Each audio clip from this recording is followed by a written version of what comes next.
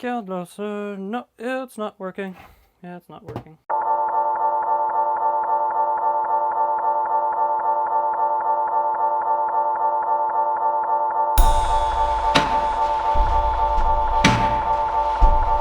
Fried rice is a Chinese food fried in oil with a variety of ingredients and stir-fried rice.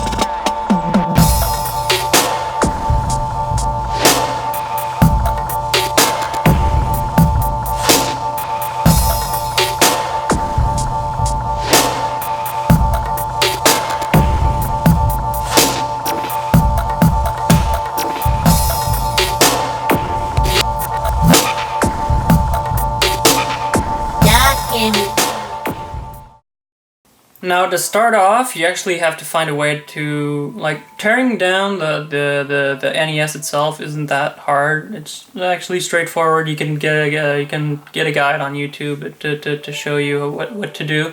But you actually have to just take everything apart, even like the hood and the flippy thing, the flippy door. Like, take everything apart and try to keep the pieces together as much as possible, because if you want to put it back together, you'll have to hopefully have all the pieces. You have to find all the pieces. And then once it's all taken apart and you have the shell that's left, an empty shell left, you have to find a way to... you'll find that the base of the NES has a lot of things sticking out, like for screws. Like the base is also, like, a part of it is like embossed, I guess. I don't know if this is the correct term, but it sticks into the NES. And what we want is for the whole thing to be flat. So trying to find a way to cut everything without damaging the interior too much or the exterior is quite a challenge. Because I've tried it with a drill and like a bit to try to do like fancy holes for in wood. That didn't work too well. I've tried cutting it by hand, and that also really is a terrible idea. So what I ended up doing was I went to my friend's house, and he had a vibrating saw, and that worked quite well. It damaged a part of the shell, a part of my shell. But what I would recommend using instead, and also, like, I based myself a lot off of Ungreedy's build, but he used a Dremel, and I didn't have a Dremel at my disposal, or I had one. I'll have one later on in the build, but it's I don't have the correct heads for it also. And as you'll see in the images I'm showing, is that the vibrating saw causes a lot of heat, and the plastic from the NES actually just, instead of just going away like if it was wood, or like chipping away like if it was wood, it actually melts and actually kind of sticks on to the vibrating saw. So you have to jerk it around, try to get unstuck, and that also happens with the Dremel later on. But and also, like, it produces, like, you'll see like filaments, a bit like if it was a 3D print off of a 3D printer. Those once it's cooled down, they actually fly off everywhere. It's kind of annoying, but it worked. So after all, you've removed the embossed bottom of the case, and you've removed all the pegs that you don't want to use. I've only kept the four ones off the corners to close the NES in the end. I've shaved everything off of the bottom except for the four pegs to screw the NES. After that, you'll want to sand the bottom as much as possible, like with a fine grit sandpaper, to just to keep it clean and to keep it as flat as possible. And then I went and take my motherboard and try to plan out, like, how am I going to position it And then after shaving everything off of the bottom, I took my motherboard and placed it, like, to see if it would fit, and if I needed to do a little bit more work later on. But from what I've seen is that it fit quite well. I tried saving the switches, the original power switches from the NES, but those took way too much room. So I decided to just take the buttons and then custom make my switches to turn on and off the NES. And then I went and worked on the top part of the shell, which I took like a sort of ceramic bit with a Dremel that I rented, and shaved off some parts of it for like some of the pegs for screws that I took off, and also shaved a big part of it, make room for the GPU.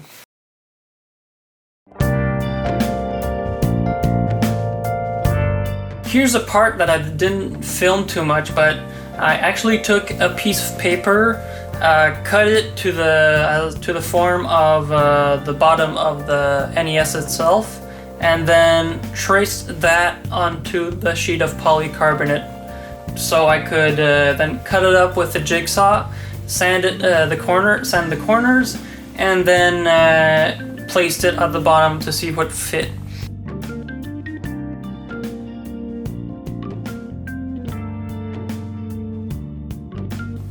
After cutting the sheet of polycarbonate, and once you know that it fits the bottom of the base of the NES, now you can glue it together with the Bondo glass. The Bondo glass, you can be quite generous with it.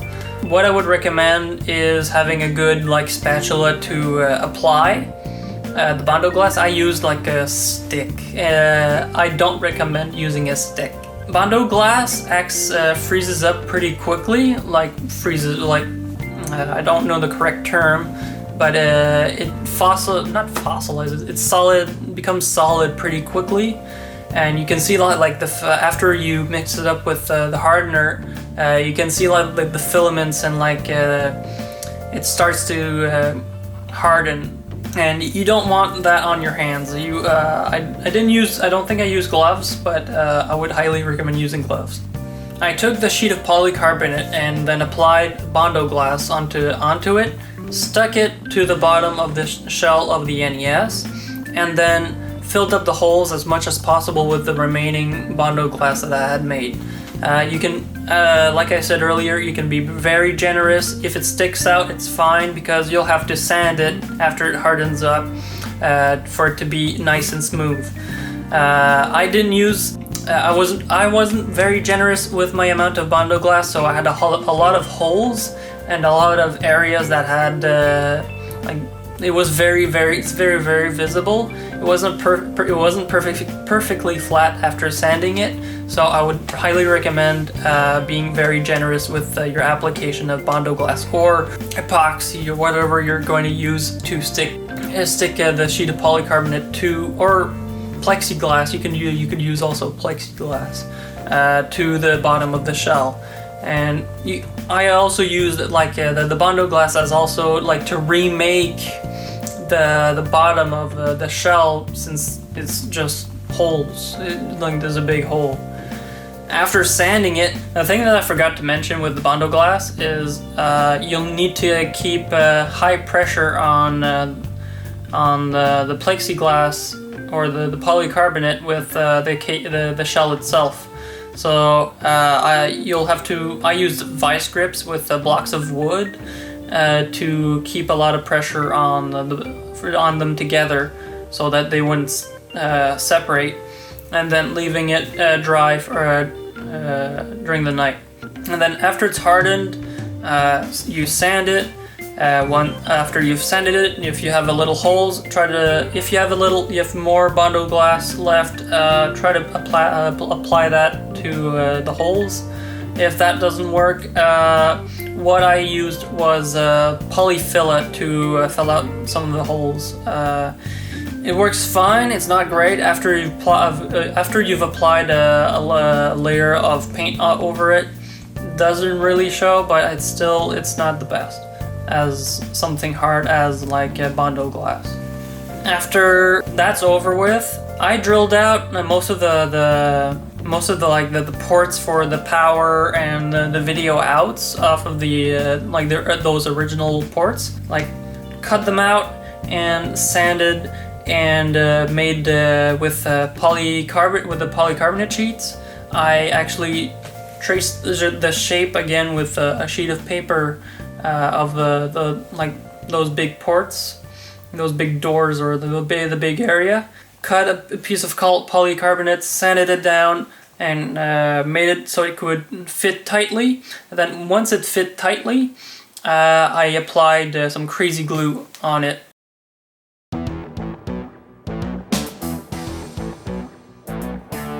And it's actually like it's there. It's fine. It kind of shows. I filled out the cracks again with more polyfilla and crazy glue, and it works quite well. And then for the rear, I only drilled a hole for the power in the sheet of polycarbonate, and then the rest of the holes I've drilled out for the rest of the I/O. I've drilled out holes with a drill, with some drill bits. Then more sanding for it to look a little bit nicer. It's not really nice. It just looks like holes, but it works. Same thing for the video out. It's just more holes, more drills, more holes. And then for the top part, for the top shell, I've drilled 4 holes on the side of the GPU, so that the GPU would have enough air, because testing out the system inside the case without any holes, things got way too hot really quickly.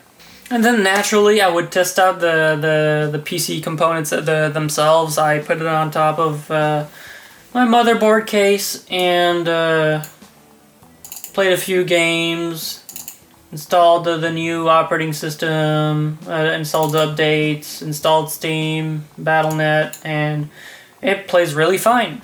It plays really great. Again, for the top shell, depending on the GPU or depending on the position of where things are, might have to drill cut out some of the pieces of the top piece, like I did. Like I have with the Dremel, I cut out a big piece of where you put the cart. You usually put the cart in, so the GPU would have enough room.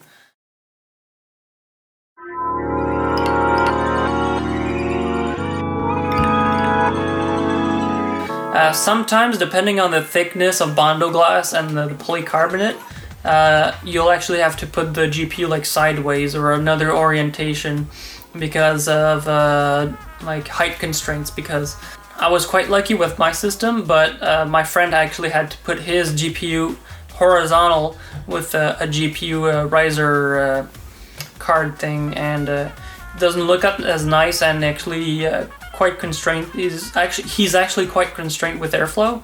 That's just how it is. So depending on how yours is set up, it's gonna vary. After I knew that everything would fit inside of the shell itself, I decided to go for it and drill some holes for the motherboard standoff. So I positioned the motherboard where I was where it would fit, with a permanent marker, placed marks on where I would drilled some holes that was an appropriate size so that the standoffs wouldn't unscrew easily.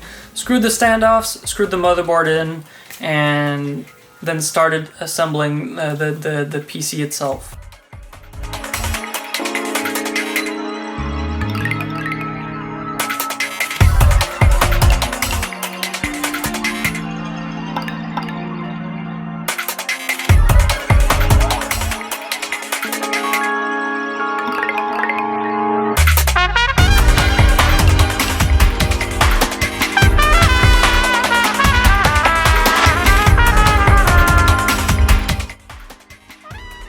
After I knew that everything was would fit together, I decided to taking everything apart and then paint the whole thing.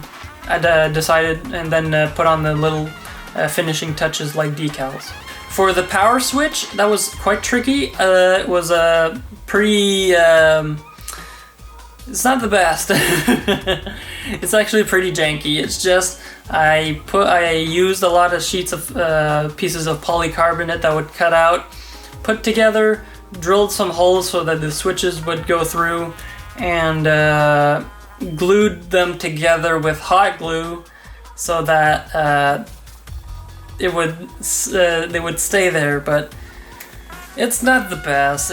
It works, but if you find a better solution than me, yeah.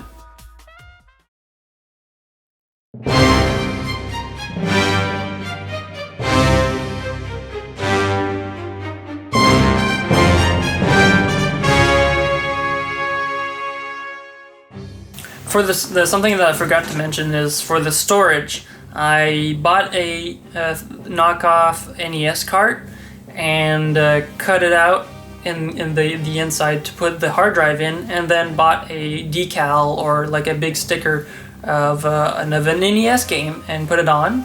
And then with the Velcro ties, I've stuck it to the top of the shell itself to look like if it had a game in it. So it's a lot for aesthetics, but it's also like pretty practical. Like I can kind of take it out and then put it back in, and it's great. So after painting and decorating it with decals, what's left? I guess I could show it to you and play some games. So let's do that.